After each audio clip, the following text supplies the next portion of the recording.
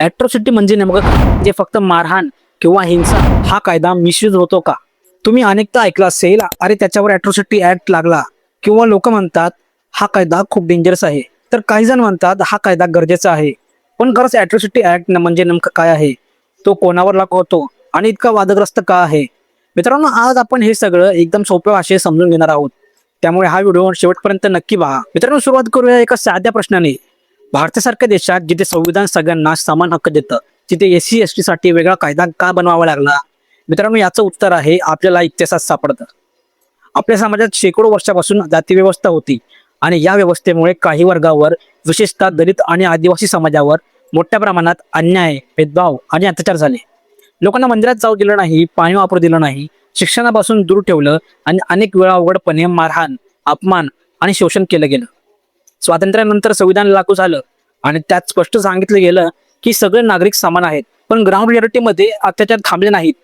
म्हणून सरकारला वाटले की फक्त सामान्य कायदे पुरेसे नाहीत आणि इथेच जन्म झाला SC ST म्हणजेच प्रिव्हेन्शन ऑफ ॲट्रॉसिटीज ॲक्ट 1989 या खास कायद्याचा. हा कायदा खास बनवण्यात आला जेणेकरून SC आणि ST समाजावर होणारे अत्याचार थांबवता येतील. आता एक महत्त्वाचा प्रश्न म्हणजे ॲट्रॉसिटी म्हणजे नेमकं काय? लोकांना वाटतं की ॲट्रॉसिटी म्हणजे फक्त मारहाण किंवा हिंसा, पण तसं नाही. जर तुम्ही एखाद्या SC ST व्यक्तीला जातीवाचक शिवी दिली, सार्वजनिक ठिकाणी अपमान केला, त्याला धमकावलं, जमीन बळकावली किंवा सामाजिकरित्या एक्सक्लूड केलं, तर हे सगळं ॲट्रॉसिटीमध्ये येऊ शकतं. म्हणजे हा कायदा फक्त फिजिकल व्हायलन्ससाठी नाही, तर मेंटल, सोशल आणि इमोशनल हॅरेसमेंटसाठी पण आहे. आता एक महत्त्वाची गोष्ट म्हणजे हा कायदा इतका स्ट्रिक्ट का आहे? कारण पूर्वी विक्टिम्सला न्याय मिळत नव्हता, त्यांची FIR घेतली जात नव्हती, पोलीस केस सिरियस घेत नव्हते आणि आरोपी मोकळे फिरत होते. म्हणून या कायद्यात काही स्पेशल प्रोव्हिजन्स ठेवण्यात आले. ते म्हणजे FIR लगेच नोंदवली जाते, काही केसेसमध्ये लगेच अटक होऊ शकते, जामीन मिळणं कठीण असू शकतं आणि विक्टिमला प्रोटेक्शन आणि कॉम्पेन्सेशन दिलं जातं.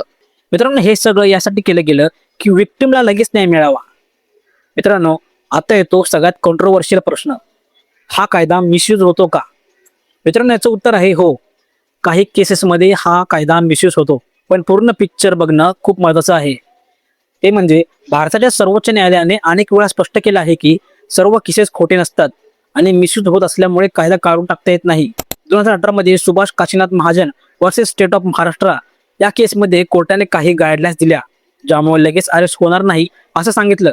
पण या निर्णयावर मोठ्या प्रमाणात प्रोटेस्ट झाले आणि त्यानंतर सरकारने कायद्यात अमेंडमेंट करून पुन्हा तो स्ट्रिक्ट केला.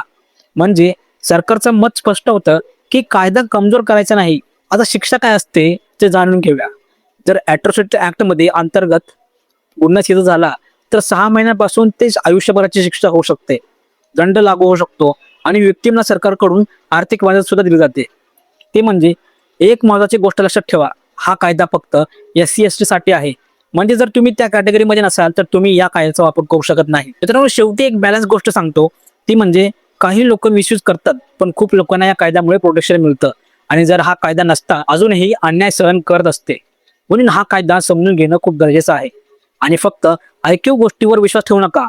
आता तुम्हीच सांगा, तुम्हाला काय वाटतं, हा कायदा गरजेचा आहे की मिसयूज जास्त होतो? कमेंटमध्ये तुमचं मत नक्की लिहा, कारण तुमचं ओपिनियन खूप महत्त्वाचं आहे. आणि असेच कॉम्प्लिकेटेड टॉपिक्स सोप्या भाषेत समजून घ्यायचे असतील तर चॅनलला सबस्क्राईब करा, व्हिडिओला लाईक करा आणि पुढचा टॉपिक कोणता हवा ते कमेंटमध्ये नक्की सांगा. धन्यवाद.